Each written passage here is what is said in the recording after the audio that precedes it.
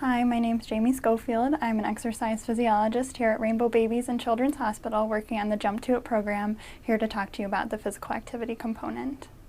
I would like to thank you for joining me today to discuss physical activity recommendations for your pre-kindergarten and kindergarten age children. There are two objectives of my presentation today. One, providing you with guidelines so that you feel comfortable encouraging your child to be physically active, and two, providing a forum for discussion concerning your experiences with your child in physical activity. As an overview of the presentation, I will be discussing what physical activity is, the benefits of physical activity for this age group, the purpose of physical activity component of our project, as well as age-specific recommendations for physical activity. Typically, people associate words like running, biking, or moving with physical activity, whereas words like sweating, gym, and tired are typically stated more frequently when discussing the term exercise. You'll see that the second group of words have more of a negative connotation.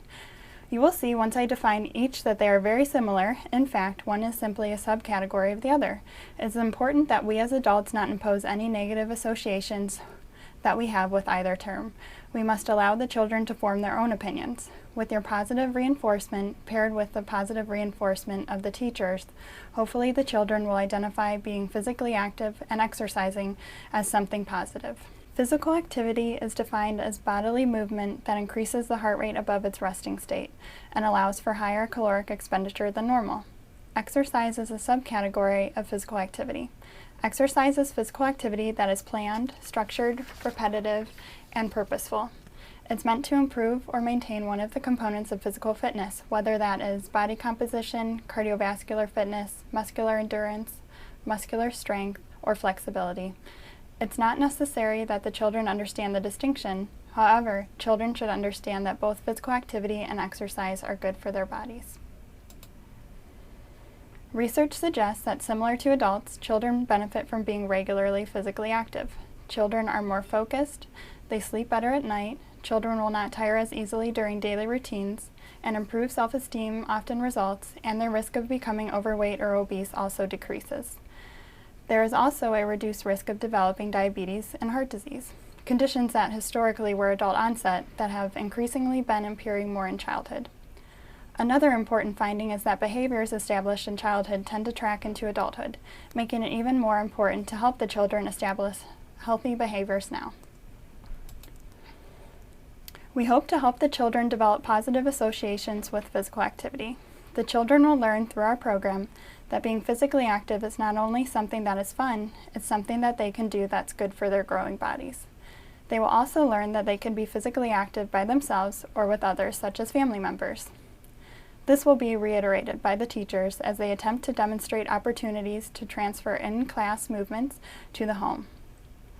Not only will the children understand that they can be physically active in many different ways through exposure to different activities, they will understand that different children may have different favorite physical activities.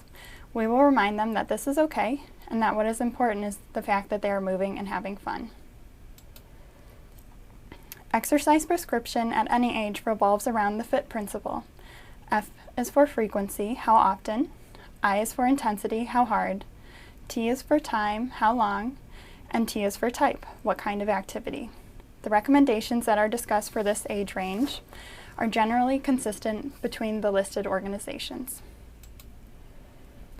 Frequency. The current recommendation for children of this age range is that they should be physically active on all days of the week. Although the teachers are helping achieve this recommendation by leading physical activity in the classroom on 5 days of the week, you as the parents and guardians have the responsibility to help the children achieve the remainder of the recommendation. Intensity refers to how hard an individual is working to do an activity. It's important to first explain that exercise intensity for young children is very different than exercise intensity for adults. The measurement of an activity's intensity for young children is more subjective and individually determined, whereas exercise intensity for adults may more frequently be determined using objective indices, such as percentage of age-adjusted maximal heart rate achieved. The current recommendation is that children of this age range should engage in activities that are of a moderate or vigorous intensity. For young children, moderate intensity should be classified as follows. The child is working hard enough to increase his or her heart rate and possibly induce sweat, but they should be able to sing a song or talk without difficulty. These types of activities have a low level of fatigue, meaning that they can be done for a longer period of time before needing to take a break. Examples of these activities would include walking, biking, and dancing.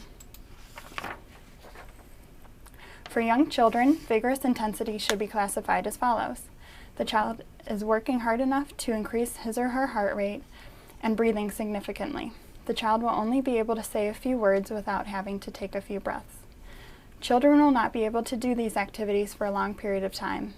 Examples of these activities include chasing, repeated jumping, jump rope for instance, and doing relay races. Time. The current recommendation is that children of this age range should participate in at least 60 minutes of structured or adult-led activity and at least 60 minutes of unstructured or free play activities per day. The recommended amount of activity can be accumulated by doing continuous or intermittent bouts. It's important to consider your child's baseline amount of physical activity, as this can affect his or her ability to achieve the recommendation. For example, if you have a more inactive child who is unconditioned, it may be better to gradually increase the amount of physical activity, even if it is less than the recommendation in the beginning. This will build your child's confidence and decrease the risk of injury. It also should be noted that children should not be sedentary for more than an hour at a time, with sleep as the exception. Structured activities are those that have more supervision and direction for the children. It's important that the parent or guardian that is leading the activity consider the following. The goal is to foster a feeling of success within each child. Both the adult and child will experience less frustration if it's understood that each child's movement and coordination may differ.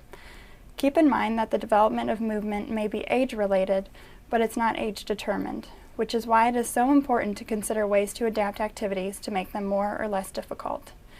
It is very helpful to the child when the adult establishes connections between movement skills and everyday life. Also, feedback given to the children should be very specific, so that the child knows how to safely and appropriately make adjustments. Lastly, safety concerns should always be considered prior to executing the activity. As with everything, your child is always watching. Young children learn best from observation, involvement, and modeling, which is why it is so important that you as the guardian or parent remain aware of how you are conducting yourself when you're around your child. Please keep in mind also that a show and tell format is a very successful technique to use when introducing or reviewing a new movement or game. Although games are a great way to engage the children, a few game-specific recommendations need to be addressed. Young children need fair, simple, and consistent rules. Patience and simplification of the rules is really key. Consider the amount of rules and the type of rule. For example, children might have difficulty understanding the concept of turn-taking. Lastly, games that use elimination or use physical activity as a punishment for bad behavior should be avoided, as that will lead to the development of negative associations with physical activity. Free play activities are those that have less structure and direction for the children, such as playground activities. These activities allow the children to use their imaginations to play and to explore through movement. Although free play activities involve less structure, supervision and safety should still be a priority. Also, because the activity is not adult-led, it's important that the amount of physical activity is monitored and that your child is encouraged to be active if he or she is choosing not to be. Young children tire quickly as they are inefficient movers. Children really have no concept of pacing themselves. You probably have experienced this while watching your child sprint around the room or playground only to fling themselves on the couch or sit down while breathing heavily. They have short bursts of energy. Although children are usually able to recognize when they need to stop, it's important to consider incorporating breaks during physical activity, allowing for more of a rest and play pattern. Children may have more difficulty recognizing fatigue in non-thermoneutral environments, such as the outdoors. Depending on the conditions outside, particularly on warmer and more humid days, children might not realize when they are becoming overheated or dehydrated. It is therefore the responsibility of the adult to provide water, appropriate clothing, and shelter to the children during hot days. It's also the responsibility of the adult to determine if it is even appropriate to be outside. The current recommendation is that children of this age range should focus on activities that help them develop their fundamental or foundational motor skills, which will ultimately prepare the children for more skill-related physical activities in the future as they are refined. Fundamental motor skills include walking, running, kicking, throwing, balancing, catching, among others. It's important to consider the equipment being used when building and refining those skills. For example, if you and your child are working on the skill of throwing, it would be advantageous to start with a larger target and progress to a smaller target. Or if you are working on catching, consider using a larger ball first and progressing to a smaller one. The type of activities that are most appropriate for this age group are aerobic activities, which are activities that engage the cardiovascular system, typically involving large muscle mass and can be sustained. It's important to have the children engage in aerobic activities that are developmentally appropriate and varied. Strength training at this age is inappropriate. Children will strengthen their muscles simply by climbing, playing on a swing set, and doing other weight-bearing activities. Similar to adults, aerobic activities should include a period of warm-up and cool-down. The warm-up being a low-intensity movement related to the upcoming movement, which prevents one from going from a sedentary or inactive state directly to the main activity, reducing potential for injury, and the cool down having the purpose of returning the body to pre-exercise conditions. And this period can include a period of static stretching if done appropriately. Parents mention the following as being the biggest barriers that make physical activity with their children more difficult: space, weather, and time. Concerning all of those issues, it is really important to be creative. If space is the issue, consider doing follow the leader with your child, which can be done in one's self-space, or turn on the music and dance around with your child. Concerning weather, do not automatically rule out being physically active outside with your child. Obviously, if there are truly adverse weather conditions outside, stay inside. However, if there is mild weather, consider the fun activities that could occur if you dress your child appropriately. For example, make a trail in the snow, build a fort, or make snow angels. Time is also a big issue for many families. Keep in mind that ensuring that your child is physically active requires the same amount of effort that you put into ensuring that you are being physically active. Consider this a priority that other commitments must respect. Do not feel overburdened by the recommended amount of time, as it can be accumulated over small bouts throughout the day. Also, by being physically active with your child, you are showing him or her your support, the enjoyment you get out of being physically active, and you are bonding. Additionally, you are working towards or achieving the recommendation for your amount of physical activity. Families may have different ways to encourage their children to be physically active. Some families like forming family goals or planning outings together with a calendar. Other families take more of a competitive approach, challenging one another to achieve certain goals. It is all about finding what your child enjoys and doing more of it as a family. So why is your role important? Your role is very unique and powerful. Your children look up to you for guidance. Your encouragement paired with your actions will help your child develop healthy behaviors now that can be maintained throughout their lives. Thank you so much for the opportunity to present this information to you.